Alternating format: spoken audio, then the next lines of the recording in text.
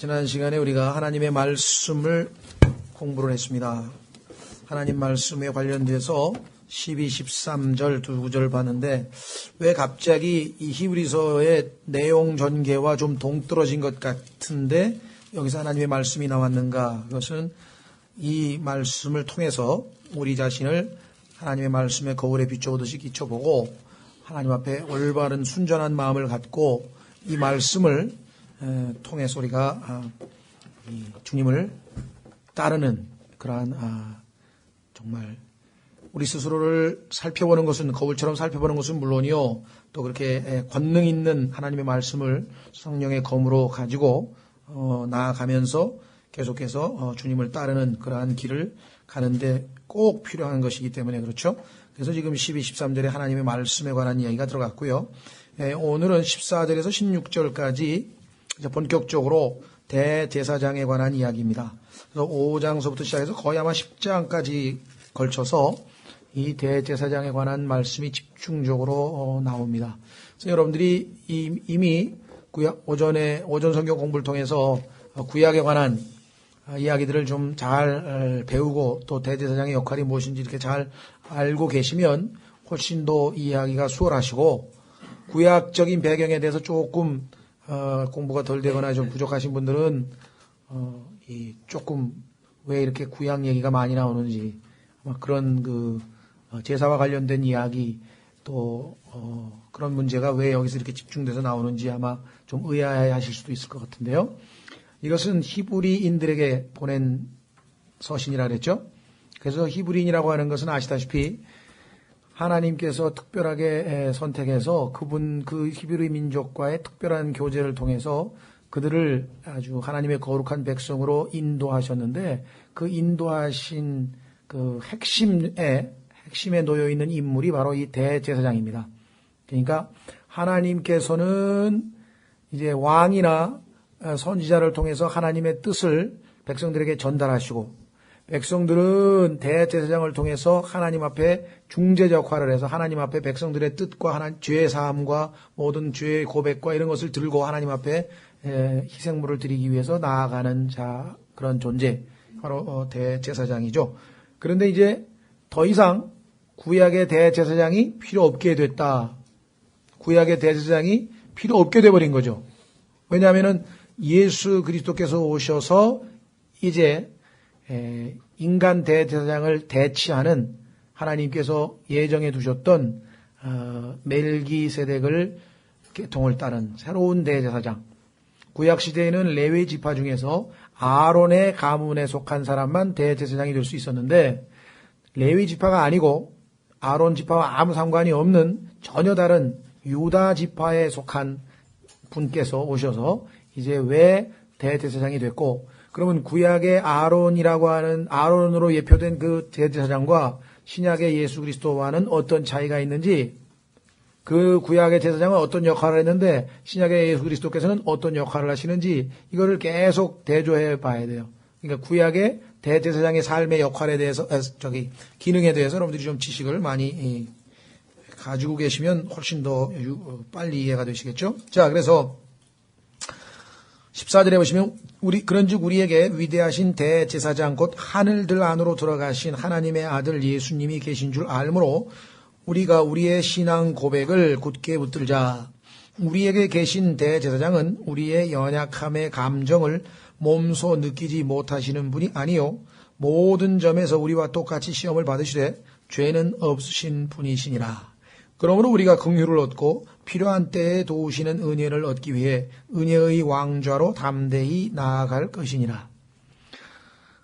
대제사장에게 백성들이 나아가서 자신의 죄를 다 고백하고 짐승을 바칩니다. 이거 짐승을 바치면 대제사장이 그 손에다가 안수를 해서 그 바친 사람의 죄를 짐승에게 다 전가시키고 그 짐승을 바쳐서 속죄도 하고 여러 가지 이제 하나님과의 관계를 회복시켜주는 역할을 하는 그것이 바로 대제사장의 역할인데 이제는 예수 그리스도께서 우리의 대제사장이기 때문에 이제 인간 대제사장을 거칠 필요 없고 더더군다나 이 대제사장은 1년에 한 번밖에는 지성소 안으로 들어갈 수 있는 날이 허락되질 않았습니다. 1년에 단 한 번. 그걸 속죄일이라고 하죠. 그래서 요즘에도 유대인들의 아주 유명한 명절로 욤키퍼라고 히브리 말로 전 세계적으로 알려져 있습니다. 왜냐하면 워낙 유대인들이 아주 최고의 명절로 지키는 날이기 때문에 속죄일. 그래서 구약 이스라엘의 종교력으로 보면 7월 10일이죠. 7월 1일 날 나팔절이고 7월 10일 날 속죄일이고 그다음에 7월 15일 날 장막절로서 이제 1년의 마지막 명절이 끝나게 됩니다. 그래서 혹시 이런 것들에 대해서 좀 더 알고 싶으면 이 명절들에 대한 공부 테이프를 들으시던가 아니면 책자를 통해서 좀 공부를 하시면 좋겠고요. 자, 그래서 대제사장이시다. 예수 그리스도의 삼중 사역에 대해서 지난번에 우리 한번 살펴보셨죠? 기억나십니까? 예수 그리스도께서 이 땅에 오셔서는 대언자로서 오셨습니다. 그분은 진리를 증거하러 오셨죠. 그러니까 하나님의 말씀을 대신 말씀하시기 위해서 오신 분이 예수 그리스도시고, 그래서 이 땅에서의 그 사역을 다 성취하시고 모든 대언자들이 가는 그 길, 순교의 길, 죽음의 길로 가셨고, 그렇죠? 그래서 예수 그리스도의 죽으심은 대언자로서의 죽으심의 일면이 있고, 그 다음에 두 번째는 대제사장이 되시기 위해서 자기 자신을 완전히 속죄 제물로, 화목 제물로 하나님 앞에 바치는, 그렇죠? 그러한 희생 제물로서의 역할이 있고, 그래서 예수 그리스도의 죽으심이 두 가지 측면이 있는데, 자, 예수님은 이제 그 선지자로서의 임무를 다 마치시고, 이제는 여기 보니까 대제사장이 되셔서 하늘들 안으로 들어가셨다. 어떤 대제사장이냐? 위대하신 대제사장이다. 위대하신 대제사장. 그래서 우리 그리스도인들이 영적으로 성숙을 하려면 예수 그리스도의 대언자적 사역, 즉 과거에 예수 그리스도께서 와서 우리를 위해 행하신 과거 이미 이루신 일들에 대해서만 우리가 성경을 통해서 은혜를 얻고 또 감사하고 이렇게 할 게 아니라 영적으로 성숙하게 되려면은 여기 지금 나와 있는 것처럼, 왜냐하면 지금 제사장에 대한 언급을 하다가 지금 5장에서 영적 성숙에 대해서 저 어린아이 장성한 자에 대한 언급이 나오죠. 왜냐? 현재적 사역에 대해서 우리가 잘 알아야 된다면 예수 그리스도의 지금 현재적 사역. 많은 분들이 예수 그리스도께서 굉장히 멀리 느껴지시고 십자가에서 죽으시고 모든 일을 다 이루시고 이제 끝났다. 예수님 덕분에 나는 지옥에 안 가게 됐다. 그러나 사실은 중요한 거는 예수님은 하늘로 올라가시자마자 대제사장으로서 우리를 대신해서 지금 하나님 앞에 나타나 계신다고 히브리서 7장 25절에 기록되어 있는, 지금 현재 예수님은 나를 위해서 무엇을 하고 계시는가? 그걸 우리가 잘 알 때 현재적 그리스도인의 삶이 풍요로워지고 현재적 그리스도의 삶이 점점 성숙을 향해 나아가게 되는 거죠. 그러니까 많은 일반의 그 그리스도인들이 그 복음교회를 포함해서 구원파를 포함해서 예수 그리스도께서 십자가에서 완성하신 일, 거기에 대해서 그냥 거의 모든 얘기를 집중하고 1년 내내 그 얘기를 지금 한다. 그런데 히브리서에는 그거 그만하라 이거예요. 떠나라 이거예요. 그리스도의 교리의 기초 교리들은 떠나서 이제 그 충분히 얘기했으니까 다 아니까, 물론 우리가 그걸 생각할 때마다 감사하고 찬송 부를 때 또 그 내용 또 얘기하고 하는 것 당연하죠. 두고 영원토록 우리가 찬송해야 될 일이기는 하나, 지금 현재 우리에게 중요한 거는 예수님이, 지금 살아계신 예수님이 나를 위해서 무슨 일을 하고 계시는가, 하나님 앞에서 지금 현재적으로 무슨 일을 하고 계시고, 그 다음에 다시 오셔서 또한 미래적으로 왕으로서의 어떤 사역을 펼치실 것인가에 관한 관심을 우리가 갖게 되는 것, 이것이 영적 성숙을 향해 나아가는 중요한 요소다. 여기 지금 바로 그 얘기는 제사장에 대한 얘기를 하고 있다. 그렇죠? 현재 하고 계신 일, 오늘도 여러분과 저를 위해서 예수님은 중보 기도를 하고 계신다고 성경에 말씀하고 있습니다. 여러분들 출애굽기 17장으로 한번 가보시면요, 출애굽기 17장에 가면은 대제사장의 사역을 예표하고 있는 그림이 나옵니다. 대제사장의 사역을 예표하고 있는 그림이 출애굽기 17장에 나와 있어요. 8절에서 보시면 8절.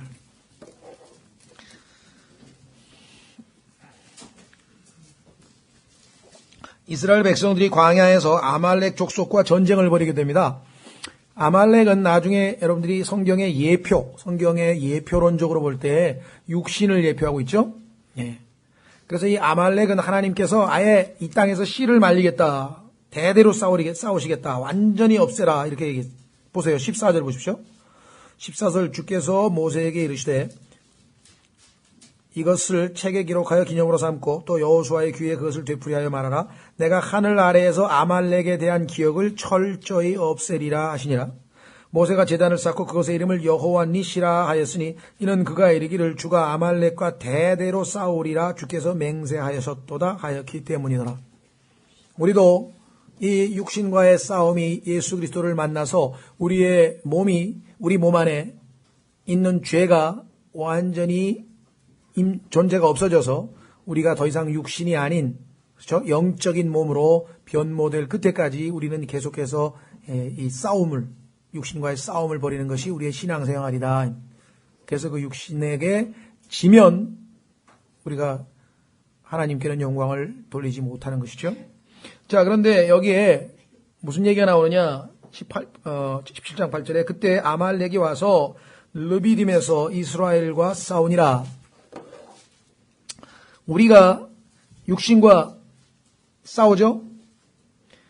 모세가 여호수아에게 이르되 우리에게서 사람들을 택하고 나가서 아말렉과 싸우라. 내일 내가 하나님의 막대기를 내 손에 잡고 산 꼭대기에 서리라 하매 높은 곳에 올라와서 중보 기도를 합니다.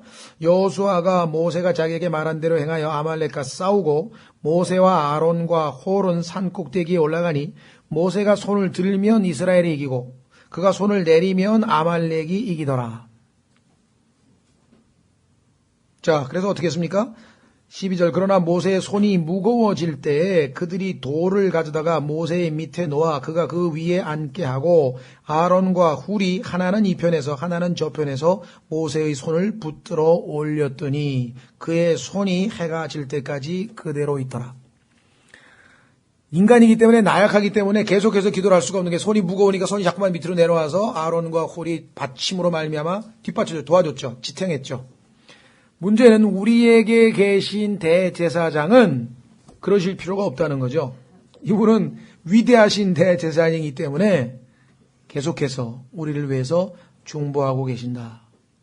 성경에 그렇게 기록되어 있어요. 로마서 8장에 보니까 예수님이 하나님 왕좌 우편에서 우리를 위해서 항상 오늘도 예수 그리스도의 중보 덕분에 여러분과 제가 이나마 신앙생활하고 있는 것이지 그걸 의식하셔야 돼요. 전적으로 은혜로 우리가 지금 주님을 섬기고 있다. 여러분 생각에는 여러분이 아주 신실하고 아주 주님을 향한 사모함이 넘치고 막 영적으로 충만해서 오늘 아침에 일어나가지고 그냥 오늘은 꼭 교회 가야지 이렇게 생각하셨는지 잘 모르지만 하나님의 은혜가 주님의 중보하심이 없으면은요 어째 오늘 컨디션이 안 좋으네. 그럼 마귀가 맞아 몸이 중요하지 건강이 중요하지. 그러면 또 그 쏙닥거리며 쏙 속아가지고 그래 예배야 매주 있는 거 아니겠어? 그래가지고 쏙닥쏙닥 하다가 그래 오늘 쉬자. 그러면 물론 그걸 다 틀렸다고 하는 건 아니에요. 정말 이유가 있어서 그럴 수도 있겠죠. 그러나 상당수의 경우에는 보면은 이 마귀의 쓸데없는 속삭임이니까 사실은 그 순간에 마귀가 별로 몸 상태는 안 피곤한데 피곤하게 느끼게끔 속여요. 그러면 우리는 그게 나에게 육신적으로 편하기 때문에 나도 모르게 그런 쪽으로 생각을 해. 이미 넘어간 거야 이미. 이브가 딱 보니까 먹음직도 하구나. 그 순간에 사실 뭐가 떠올랐어야 돼요? 하나님께서 저것은 먹지 말라고 하는 것이구나. 그래서 먹지 않을 걸 뭐하러 쳐다봐. 아예 쳐다도 안 보고 딱 마귀에게 얘기를 했어야 되는데 마귀하고 얘기하다가 하나님 말씀을 이리 빼고 저리 빼고 하더니 완전히 가지고 놀림감을 당해가지고 나중에 딱 보니까 뭐 그냥 말려 들어갔죠. 자, 그래서 우리에게 위대하신 대제사장 곧 하늘들 안으로 들어가신 나중에 이제 히브리서 7장 부분이나 이런 데 보면은요 하늘로 들어가신 문제가 반복해서 나오기 때문에 그때 가서 또 하겠습니다만은 지상에 있는 지상에 있는 성막은 우주 전체의 구조의 예표입니다. 이 우주가 지금 보시면은 성막의 구조하고 똑같아요. 그래서 셋째 하늘이 지성소에 해당이 돼요. 예수님께서 대제사장이 1년에 한 번씩 지성소에 들어가듯이 그분의 피를 가지고 그렇죠? 대제사장이 짐승의 피를 가지고 지성소 안에 들어가야 하나님 앞에 1년에 한 번씩 민족 전체의 죄를 속함을 받는 속죄가 되듯이 예수님은 온 인류의 죄를 지고 다 처리하고 자신의 피, 하나님의 피죠. 그 거룩한 보배로우신 피를 가지고 셋째 하늘로 올라가셔서 하나님 앞에 가서 그 피를 보이신 것이에요. 그래서 하나님께서는 흡족해 하셨죠. 만족하셨다. 진노가 다 가라앉아 버리셨다. 자, 그래서 우리는 그분을 통해서 이제는 언제든지 하나님 앞에 나아갈 수 있는 길이 열리게 된 겁니다. 지성소 안으로. 그래서 하늘들 안으로 들어가신 하나님의 아들 예수님이 계신 줄 알므로 더 이상 인간 제사장이 아니고 하나님의 아들 예수님이 우리를 대신한 대제사장이 되셔서 이제는 완전하신 인간이시오. 완전하신 하나님이신 예수님께서 양쪽을 충분히 중재하실 수 있다. 그렇죠? 그분은 인간이시기 때문에 우리를 다 이해하실 수 있고, 그분은 하나님이시기 때문에 하나님의 마음을 다 이해하실 수 있고, 그래서 성경에 따르면 하나님과 인간 사이의 중재자는 사람이신 예수 그리스도 한 분밖에 없다. 이번에도 텔레비전에서 갑자기 그냥 일이 벌어진 듯이 그냥 막 계속 미사를 중계하고 막 그래가지고 아마 마리아에게 빌면 대단히 뭐가 이루어지는 것으로 오해하시는 분들이 생길지 모르겠어요. 그러니까 안 믿는 사람들 중에서 아마 이번에 카톨릭 신자가 되기로 결심하신 분도 꽤 계실 것 같은데요. 참으로 안타까운 일이 아닐 수 없죠. 정말 이 참 중재자이신 분은 단 한 분 사람이신 그리스도. 더 나아가서 사람이기보다는 사람 중에서도 남자입니다. 한번 확인해 보겠습니다. 디모데전서 2장. 번역을 우리가 맨 하면은 이 문장에서 하나님과 인간 사이의 중재자이신 사람이신 예수 그리스도. 1차적으로 그렇죠. 교리적으로. 그러나 더 엄격하게 따지면 워먼이 아니에요. 마리아는 중재자가 될 수 없죠. 맨이어야 돼. 맨. 보세요. 디모데전서 2장 5절에 한 하나님이 계시고 하나님과 사람들 사이에 한 중재자가 계시니 곧 사람이신 그리스도 예수님이시라. 디모데전서 2장 5절에 그래서 창세기 1장에서는 아담을 전부 다 맨이라고 나왔을 때 남자라고 번역했죠. 남자, 그 남자 이렇게 나와요. 자, 그래서 우리는 다시 히브리서로 돌아왔습니다. 줄 알므로 우리가 우리의 신앙 고백을 굳게 붙들자. 조심하십시오. 여기에서 오해하시는 분들은 구원을 굳게 붙들자 그 얘기 아닙니다. 여기는 문맥이 구원이 아니기 때문에 이미 구원을 받았기 때문에 그 구원을 소홀히 하지 말자. 우리의 확신을 굳게 붙들자. 여기도 지금 신앙 고백을 굳게 붙들자. assurance 우리의 확신을 굳게 붙들자. confidence 그래야 우리가 성숙으로 나아가지. 자꾸 의심하고 또 하나님의 말씀에 대해서 소홀히 하고 이렇게 되면 영적으로 성숙할 수가 없다. 자, 그래서 우리는 예수 그리스도께서 하나님 앞에 들어가셔서 여러분과 저를 대신해서 떡 서 계셔요. 그러니까 하나님은 항상 예수 그리스도를 통해서 우리를 대하시기 때문에 승소율 100%의 변호사를 우리가 모시고 있는 거예요. 그러니까 항상 우리를 해서 하나님 앞에 모든 문제를 다 해결하시는 분이셔요. 그렇죠? 자, 우리의 기도가 돼서 하나님 앞에 올리는 기도가 됐든 우리가 죄를 고백하고 그 죄에 대한 용서를 받든 모든 것이 다 예수 그리스도를 통해서 이루어지기 때문에 그분께서 완벽하게 일을 처리하신다. 우리는 확고부동한 믿음이 있는 것이죠. 자, 그래서 신앙 고백을 굳게 붙들자. 15절. 우리에게 계신 대제사장은 자, 어떤 분이신가를 소개하는데 우리의 연약함의 감정을 몸소 느끼지 못하시는 분이 아니요. 모든 점에서 우리와 똑같이 시험을 받으시되 죄는 없으신 분이시니라. 여기에서 이제 많은 분들이 조금 어려워하시는 것 같아요. 이상하다. 예수님께서 우리하고 모든 점에서 시험을 받으셨다 그러면은 제일 다른 거 저거를 떠나서 예수님께서는 다른 건 모르지만 그래도 바가지는 긁혀보신 적이 없지 않냐. 그게 엄청난 시험인데 결혼을 안 하셨으니까 어떻게 우리하고 똑같은 점에서 그 이상하다 그런 분들이 여러 계셔요. 그것도 뭐 솔직한 일리 있는 말이죠, 그렇죠? 보니까 이 세상에서 제일 힘든 게 그게 제일 힘들더라. 그러니까 예수님은 그걸 안 당해보셨으니까 내 마음을 어찌 아시냐 말이야. 뭐 이런 분들이 있는 것 같아요. 그러나 하나님께서는 분류를 그렇게 우리처럼 하시는 게 아니라 간단하게 이렇게 하십니다. 자, 한번 확인해 보겠습니다. 모든 점인데 세 가지 포인트가 있어요. 인간이 겪는 모든 시험은 세 가지로 요약이 됩니다. 요한 1서 2장으로 가시면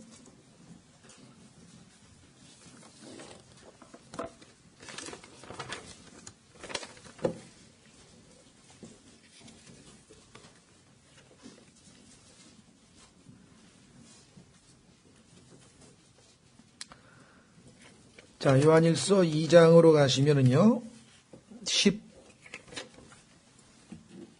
15절서부터 보시면, 세상이나 세상에 있는 것들을 사랑하지 말라. 세상에 살지만 세상을 사랑하지 말고, 세상에 있는 것들도 사랑하지 말라. 이렇게 잘 활용해서 하나님께 영광을 돌리는 데 써야지, 요거를 사랑해가지고 짝 하고 달라붙으면, 영적으로는 완전히 힘이 쭉 빠지는 거죠.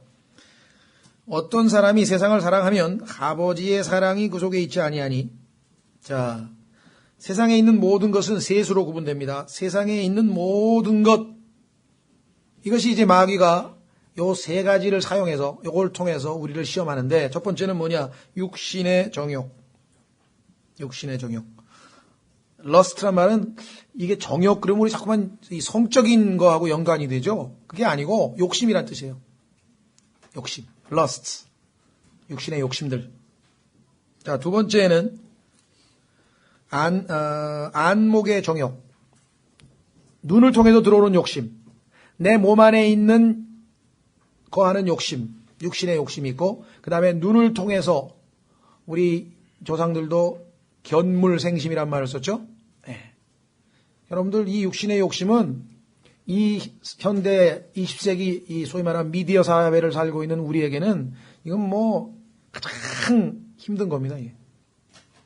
우리 눈을 현혹시키는 게 그냥 뭐 너무나 많아가지고요.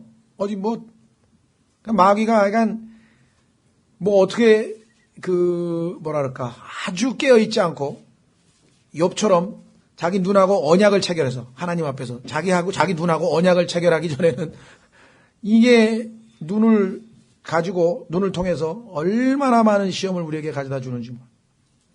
성경에도 보면은 마귀는 항상 이 눈을 잘못 사용해서 다윗도 그랬고 이브가 처음에 잘 보지 말아야 될 것을 보았죠. 아간이라고 하는 사람도 보지 말아야 될 것을 보았죠.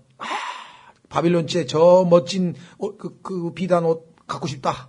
금덩어리 갖고 싶다. 보지 말아야 되는데 본다 이 말.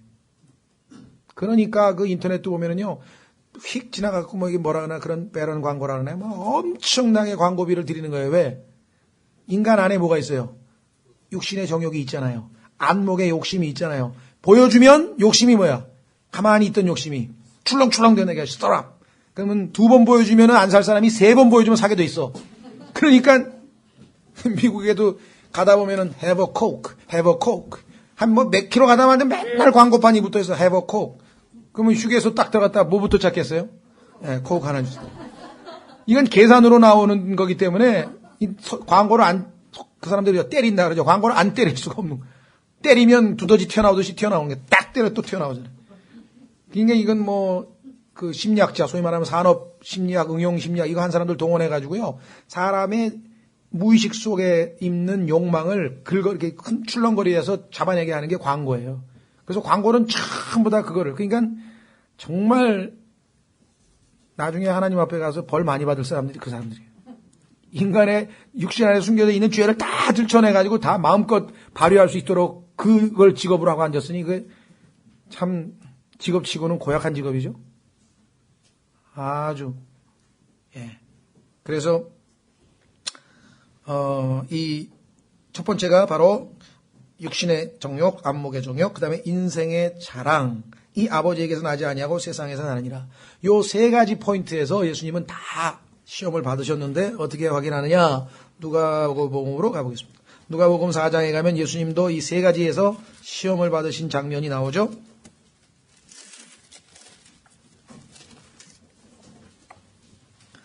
누가복음 4장 1절.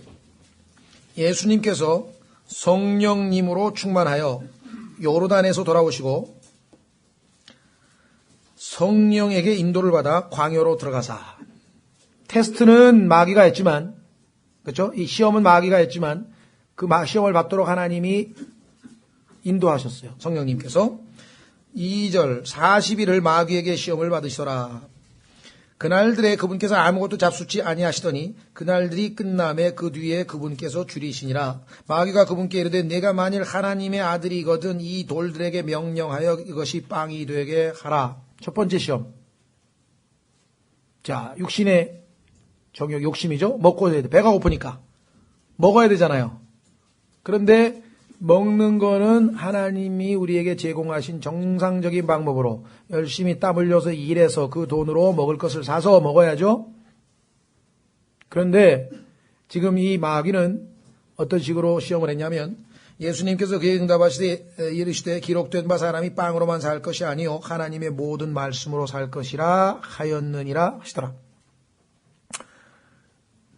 하실 수 있죠. 얼마든지.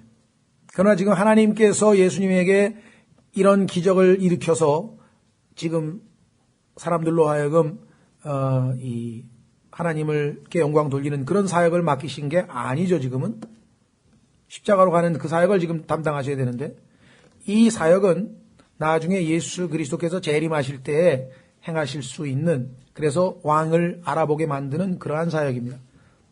하나님이 지금 이 일을 시키신 게 아니에요. 그런데 만약에 예수님께서 돌을 빵으로 만들어서 잡수시면 어떻게 되겠어요? 온 천하에 야 이거 우리 이 식량 문제를 해결하실 분이 오셨구나 하고 지금 뭐 대단히 높임을 받겠죠. 그러나 예수님은 높임을 받으러 오신 게 아니라 낮아지셔서 십자가를 지시는 게 먼저고 그 후에 하나님의 높이심을 받아서 승천하실 마귀의 시험을 거부하셨어요. 어떻게? 기록되었을 때. 여러분에게 이것만 터득하면 많은 시험을 물리실 수 있습니다. 근데 문제는 기록되었을 때 뭐더라? 그럼 어떻게 해? 그래서 성경을 자꾸 읽으라는 거예요. 기록되었을 때 하고 마귀에게 딱 말은 선포했는데 그 다음에 떠올라야지 뭐가. 말씀이 떠올라야 되는데 예수님은 떠올랐잖아요. 사람이 빵으로만 살 것이 아니요 하나님의 모든 말씀으로 살 것이니라. 이 양날선 칼에 배임을 당해서 마귀가 움쩍달싹을 못했어요. 여러분들이 이 하나님의 말씀의 파워를 지금 잘 몰라서 그런데 파워풀하다고 지난번에 4장 12절에 나왔죠. 이 하나님의 말씀의 권능이 얼마만큼 놀랐는지 온 우주에서 그 말씀의 칼만이 마귀 그 관절과 골수 그 단단하게 비늘같이 들러붙은 그 마귀의 관절과 골수를 꿰뚫고 들어갈 수 있다 그랬어요. 우리는 지금 안 나왔지만 마귀는 이걸 가지고 거의 치명타를 맞은 겁니다. 꼼짝을 못합니다.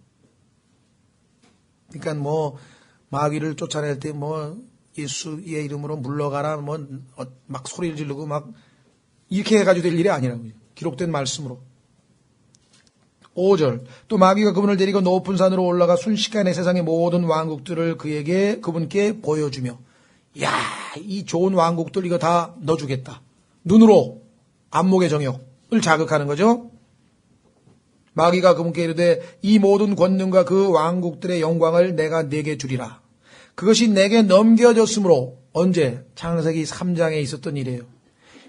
아담과 이브가 죄를 지으면서 하나님의 말씀 대신에 마귀의 말씀을 순종하는 순간 하나님께서 아담에게 맡긴 그 왕국이 다 마귀에게로 넘겨져 버린 거예요. 여기 나왔잖아요. 누구든지 내가 원하는 자에게 그것을 주리라.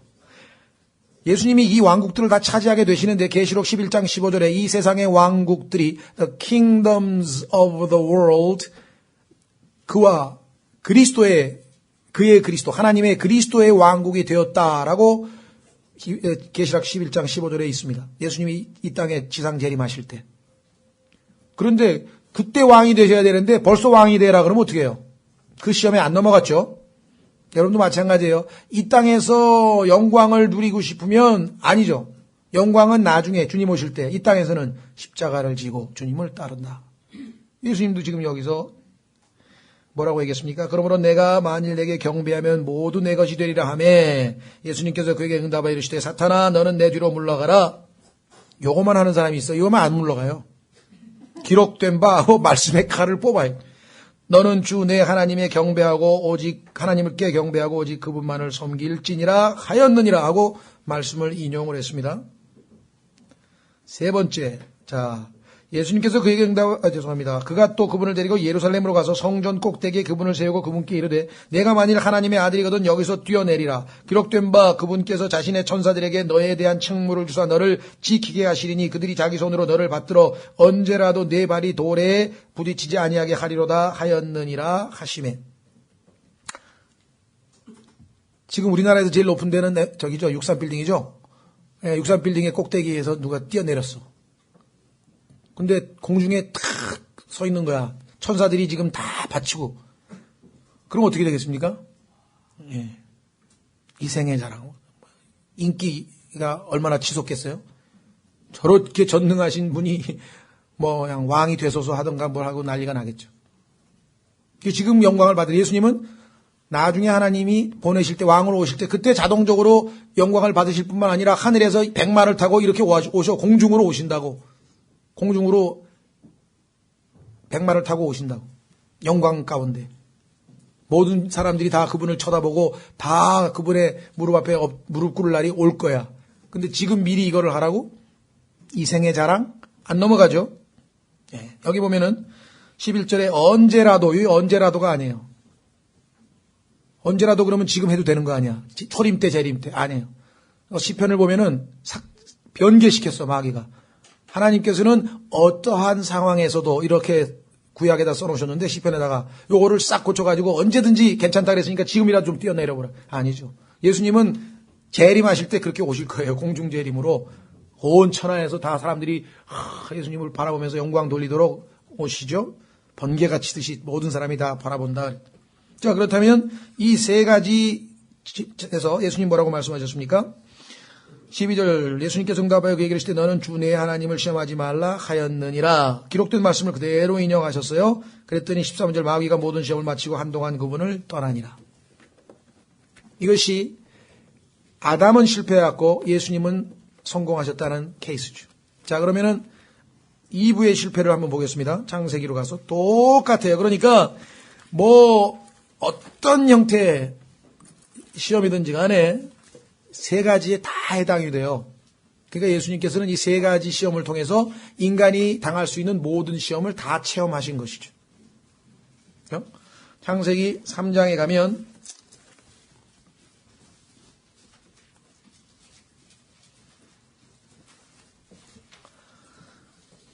1절 이제 뱀은 주 하나님께서 만드신 들의 어떤 짐승보다 더 간교하더라. 그가 여자에게 이르되 참으로 하나님께서 말씀하시기를 너희는 동산의 모든 나무에서 나는 것을 먹지 말라 하시더냐 하니. 아니죠? 거짓말했어요. 여자가 뱀에게 이르되 우리가 동산의 나무들의 열매는 먹어도 되나. 하나님께서는 분명히 마음대로 먹어도 된다. 마음대로. 자유롭게. 거저. 공짜로. freely.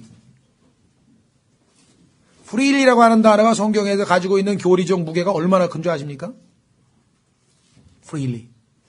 얼마나 많은 그리스도인들이 예수님께서 우리를 죄로부터 자유케 하셨다 그랬는데 율법으로부터 자유케 하셨다 그랬는데 또다시 뭘 해야만 한다 하지 말아야 된다 해야만 한다 하지 말아야 된다 이게 다시 율법으로 되돌아가서 얼마나 많은 사람들이 마귀에게 동조하는지 몰라요. freely가 어디 있어? freely가 자유롭다니 거절하니 대가를 치르고 은혜를 받아야지 무슨 은혜를 공짜로 받아?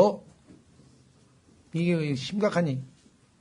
그런데 그 단어 싹 빼버렸죠? 벌써 지금 흔들거리고 있어요. 동산 한가운데에 있는 나무의 열매에 관하여는 하나님께서 이르시되 너희는 그것을 먹지도 말라. 그랬는데 만지지도 말라. 완전히 창작을 하죠? 집어넣었어요. 그 다음에 너희가 죽을까 염려하노라. 반드시 죽으리라 그랬는데 언제 죽을까 염려하노라 그랬나요? 하나님의 말씀은 항상 둘 중에 하나예요. 옳으면 옳고 그러면 그러지. 여기 지금 완전히 현대적 사고방식을 가지고 있는 사람들. 그렇죠? 예. 뱀이 여자에게 이르되 너희가 반드시 죽지 아니하리라. 두 가지 해석이 있는데요. 반드시 죽지 않는다고 아예 정면으로 하나님의 말씀을 반박했다. 이렇게 해석하시는 분이 있는데 저는 좀 생각이 틀려요. 요 단어는 너희가 반드시 죽지는 않을 거야 라고 하는 probability, 죽지 않을 가능성에 대한 언급입니다. 여러분들 그 사람은 항상 지각은 안 합니다. 그 무슨 말입니까? 거의 지각을 하는데 그다 어쩌다 한두 번 그렇죠? 이 항상이란 단어, 반드시라고 하는 단어는 소위 말하는 영어의 그 문법적인 용어는 부분부정이라는 게 있어가지고요. 그렇죠? 하나님은 반드시 죽는다 그랬어요. 100%. 근데 반드시는 아닐걸? 이렇게 얘기한 거야. 그러니까 혹 해가지고 넘어갔지. 하나님께서는 반드시 죽는다 그랬는데 절대로 안 죽어. 그렇게 마귀가 멍청할까요? 나는 아닌 것 같아. 그런데 오늘날 현대에 보면은 이 문화가 우리 몸에 배어 있어.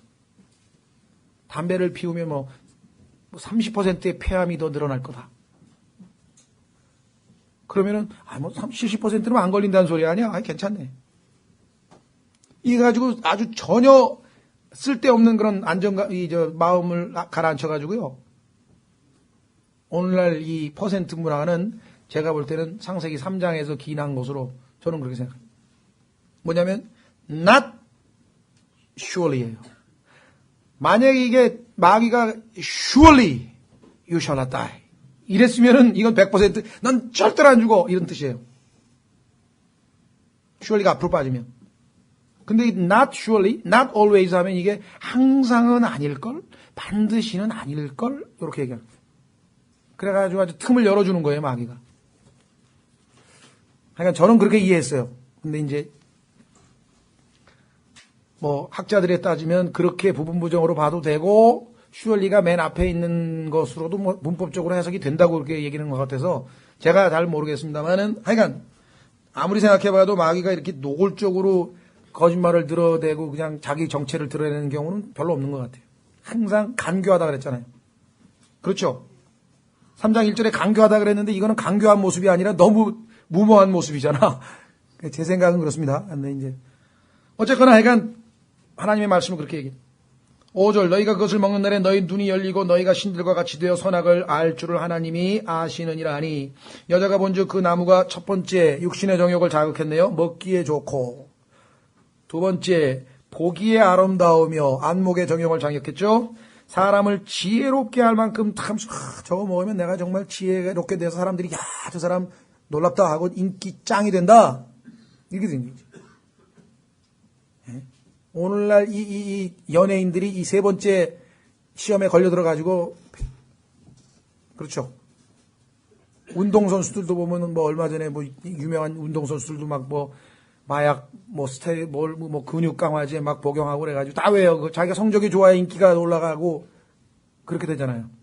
거기에 지금 마수에 지금 걸려 있는 거죠. 모든 사람. 자, 이 세 가지가 왜 하나님께서 창세기에서 마태복음에서 요한일서에서 왜 세 번에 걸쳐서 이 인간의 마귀가 인간을 시험하는 모든 그 시험의 요소들을 다 설명했겠어요. 여러분들이 하나님 앞에 시험받는 모든 것은 다 이 세 가지에 분류될 수 있습니다. 집어넣어 보면. 그게 뭐가 됐든지 간에. 그래서 저는 구원받은 다음에 실제로 써봤어요. 예수님 믿기 전에 제일 내가 좋아하는 거 뭔가, 내가 뭔가 무슨 동기에 의해서 내가 열심히 공부했고 뭐를 했고 이걸 한번 다 적어봤어요. 자, 그래가지고 쫙 분류하니까 이 세 가지에 다 걸려. 아, 요거는 여기에 해당되는구나. 내가 옛날에 그렇죠? 어떠세요? 열심히 교회 다닐 때, 교회 생활할 때 많은 지체들로부터 아니면 교회에서 인정받고 싶어서 만약에 여러분들이 뭔가를 했다. 그럼 이생의 자랑에 걸리는 거예요. 그렇죠?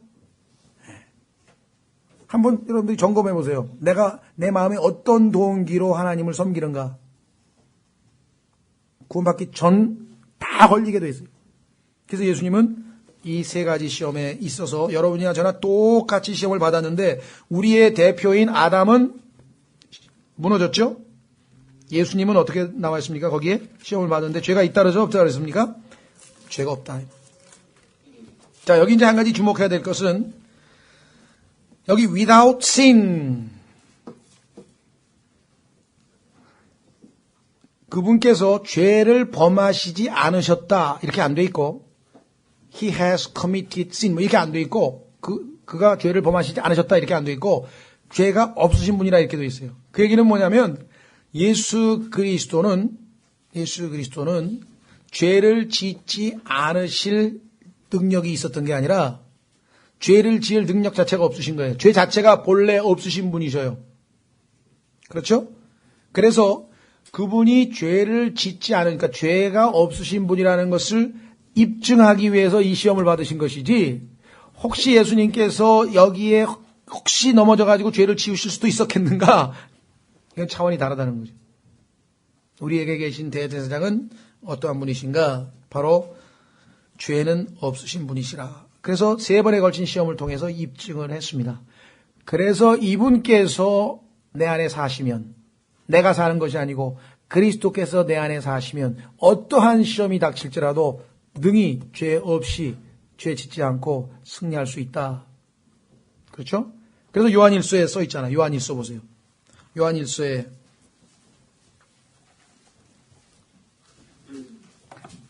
2장 1절에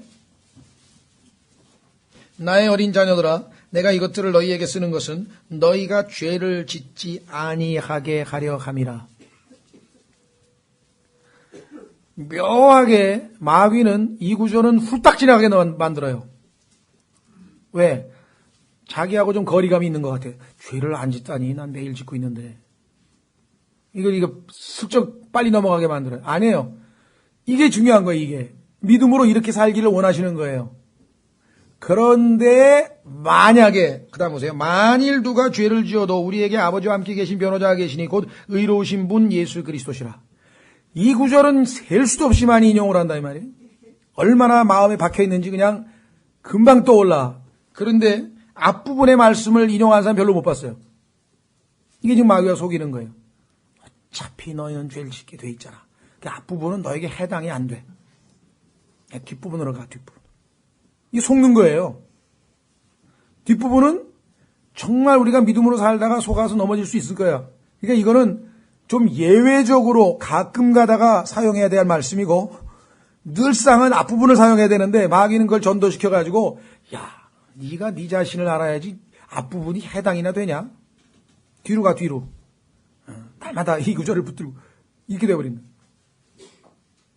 주님, 제가 이 뒷부분을 통해서 예수님이 나의 변호자 되시고 주님 앞에서 대제사장으로 내 모든 문제를 해결하시니까 감사합니다마는 그러나 주님께서 이 땅에서 모든 시험을 내가 받는 모든 시험의 종류를 다 겪으셨지만 죄 없으신 것처럼 주님이 나를 통제하시고 사시면 여기 기록한 대로 죄를 짓지 아니하신다 하셨으니 이 말씀이 저를 통해서 이루어지게 해 주옵소서.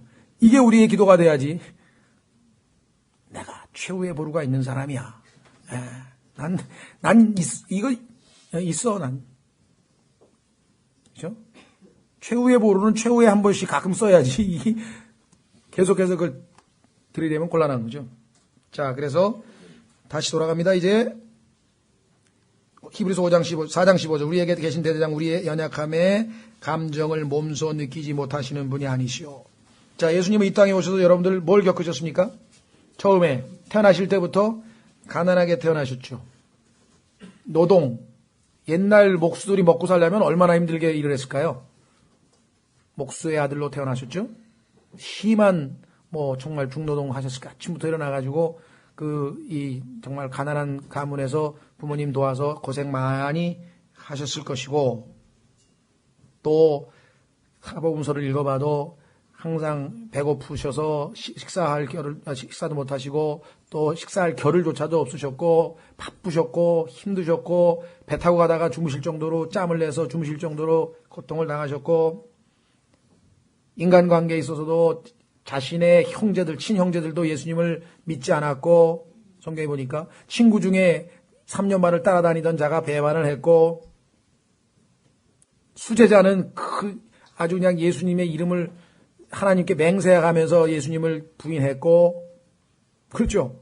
예수님께서 여기 나와 있는 것처럼 우리의 감정을 몸소 느끼지 못하실 게 뭐가 있어요. 다 경험을 하셨는데 3년 반이면 겪으실 거 다 겪으셨고, 그것도 열악한 환경에서 겪으셨습니다. 모든 걸 다. 그래서 우리의 feeling, 이거야말로 정말 요즘 이 세상이 아주 거의 이 feeling에 아주 다 지배받고 있는 세상이죠. 뭔가를 해야 한다. 어떤 그 당위성에 의해서 반드시 이거는 해야 한다는 어떤 당위성에 의해서 움직이는 게 아니라 느낌에 의해서 움직인대. 우리가 I feel bad. 멋진 몸이. I feel like doing that. And feel like feel. 심지어는 시집가고 장가가는 것도 feel이 꽂혀야지 간대. 네? 모든 게 feel이에요. feel이 성경적으로 좋은 feel이 물론 있습니다. 그죠? 마음에 하나님의 말씀이 내 마음을 정말 feel이 꽂히듯이 확 꽂혀가지고 그 말씀에 의해서 내가 변화받고 그 말씀에 순종하는 그런 feel이 와야지, 이상한 feel이 와가지고 그냥, 여기 보시니까 예수님은 우리가 느끼는 그 느낌, 뭐 배신감일 수도 있고요. 아니면 뭐 인생의 쓰라린 맛일 수도 있겠고요. 인간관계에서 느끼는 정말 처량한, 하여간 뭐가 됐든지 간에 이 세상 사람들이 적어도 그리스도인이라면 하나님 앞에 그런 하소연은 못하게. 이 세상에서는 내 마음을 아는 사람은 아무도 없어요. 그런 사람이 있어.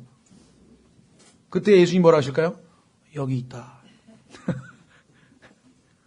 그렇기 때문에 그리스도인은 살 수 있는 거예요. 이 세상에서 소망이 있고. 그렇죠. 내 마음을 알아주는 사람, 딱한 사람만 있으면 좋겠네. 그럼 살겠네. 그거 사실하고요. 예수님 계시니까. 그렇죠? 사람마다 내 마음을 누가 알아? 아무도 모르지, 물론. 예수 그리스도가 아신다. 얼마나 성경이 정확합니까? 이 feeling이란 말. feeling. 자, 그래서 우리의 연약함에 감정을 몸소 느끼지 못하시는 분이 아니요. 이 연약함이라는 단어도 참 재밌죠. infirmities라고 해요. firm 하면은 확고한 거거든요. firm. 딱. 근데 우리는 아니야. 흔들거리고 조금만 하면 막 왔다 갔다 하고 마음도 왔다 갔다 흔들거리고 몸도, 이게 얼마나 약해요. 이게 firm 합니까? 튼튼합니까? 조금 바람 쐬면 콜록콜록 했다가 또 막 온몸이 쑤셨다가 뭐 약하죠. 연약함에. 예? 감정을 몸소 느끼지 못하시는 분이 아니에요. 얼마나 감사한 일인지 모르겠습니다. 다 이해하실 수 있는 분이 계시니까. 모든 점에서 우리와 똑같이. 자, 인간의 몸을 입고, 이 몸을 입고 우리처럼 똑같이 되셨다. 확인해 보겠습니다. 2장 17절에 나와 있죠. 2장 17절. 그러므로 모든 일에서 그분께서 자기 형제들과 같게 될 필요가 있었으니, 인간의 몸을 입고, 이것은 그분께서 하나님께 속한 일들에서 긍휼 많고 신실하신 대제사장이 되사 하나님의 백성의 죄들로 인해 화해를 이루려 하심이라. 그분께서 친히 시험을 받아 고난을 당하셨은즉 시험 받는 자들을 능히 구조하실 수 있느니라. 구조해달라고 요청만 하면 구조해 주시는데, 요청을 안 하고 그 시험 가운데에서 좌절하거나 아니면 반항하거나 이 쓸데없는 반응을 보이니까, 그래서 히브리서 4장 16절에서 은혜의 왕좌 앞에 나아가자. 구조를 요청하러 가자. 그 소리가 지금 여기 나와 있잖아요. 6절, 16절. 그러므로, 아니, 이런 분을 놔두고 왜 엉뚱하게 자기 혼자 발버둥을 치고 뭐 좌절하고 뭐 괴로워하고 왜 그러냐. 그러므로 우리가 긍휼을 얻고, 긍휼이라고 하는 것은 내가 마땅히 받아야 될 형벌이나 마땅히 받아야 될 악한 일들, 나쁜 일들을 매를 맞든지 그게 뭐가 됐든지 간에 내가 받아야 될 그러한, 근데 그게 좋은 게 아니야. evil, 악한 거야. 나에게 나쁜 거야. 벌을 받든지. 그런데 그거를 안 주시는 거야. 그래서 긍휼, 불쌍히 여기시는 거죠. 그 다음에 두 번째는 은혜. 은혜는 그 반대예요. 받을 자격이 없는데 좋은 것을 주시는 거야. 나쁜 것을 받아야만 되는데 안 받게 해주시는 게 긍휼이면, 은혜는 좋은 것을 받을 자격이 없는데 좋은 것을 막 주시는 거야. 호의를 베푸시는 거야. 그게 은혜예요. 우리를 향한 하나님의 사랑은 처음에 긍휼로 나타나요. 너무나 사랑하시기 때문에 마땅히 벌을 받아야 되고 마땅히 심판받아야 되고 마땅히 지옥에 가야 되는데 하나님께서 불쌍히 여기기 때문에 안 하시고, 그렇죠? 두 번째는 은혜로 나타나요. 내가 받아야 될 자격이 없는데 나에게 하나님의 사랑과 축복과 영생과 구원과 모든 것을 주신다. 그래서 이 두 가지가 우리 삶에 있어서 필요하다. 특히 여기서 뭐라고 얘기했습니까? Grace to help. 돕는 은혜. 돕는 은혜. 도와주신다. 돕는 은혜. 언제 도와주십니까? In time of need. 필요한 때. 보통 need 하면 우리가 궁핍하다고도 쓰죠. 궁핍. 뭐가 필요하면 궁핍하다는 얘기잖아요. 영적인 궁핍이 됐든 물질적인 궁핍이 됐든 정신적인 궁핍이 됐든 하여간 내가 뭔가 없어, 나에게 결여가 돼서 필요해. 그 필요한 은혜를, 필요한 때에 도우시는 은혜를 얻기 위해, 자, 어떻게 하면 되는가? 은혜의 왕좌로 담대히 나아갈 것이니라. 셋째 하늘에 계신 하나님의 은혜의 왕좌의 대제사장을 통해서 우리가 항상 언제든지 담대하게 나아갈 수 있는 길이 열렸다. 그렇죠? 그래서 이제 정말 너희가 이 가나안을 향해서 믿음의 여정을 달려갈 때 아무리 힘들고 아무리 어렵고 아무리 시험이 놓이고 아무리 어떤 환경일지라도 너희는 하나님의 말씀이 있다. 두 번째, 위대하신 대제사장이 계신다. 그렇기 때문에 언제든지 이분의 도움을 받고 하나님 말씀으로 무장하고 나아갈 수 있다. 예, 그래서 오늘은 여기까지고요. 다음 시간에는 이제 이 대제사장이 어떻게 우리의 대제사장이 되셨는지 구약의 아론과 비교를 통해서, 구약의 대제사장의 역할을 통해서 계속해서 이제 쭉 대제사장을 소개합니다. 아까 우리가 말한 대제사장이 신실하신 분이라 그랬죠? 긍휼이 많으신 분이라 그랬죠? 위대하신 분이라 그랬었죠? 예. 나중에 가면 이 대제사장은 어떤 분이신가에 대해서 거룩하고 해가 없으시고 더러움이 없으시고 하면서 이 대제사장에 대한 모든, 요즘 말로 해서 정보를 히브리서 5장서부터 쫙 제공을 하시는 거예요. 아주 정말 이 위대한 장이긴 한데 신약에서는 제일 구약과 연관이 되어 있기 때문에 어려운 장이기도 합니다. 그럼 다음 시간에 계속해서 5장서부터 이제 우리 대제사장에 대한 내용들을 공부해 가도록 하겠습니다. 다 같이 일어나셔서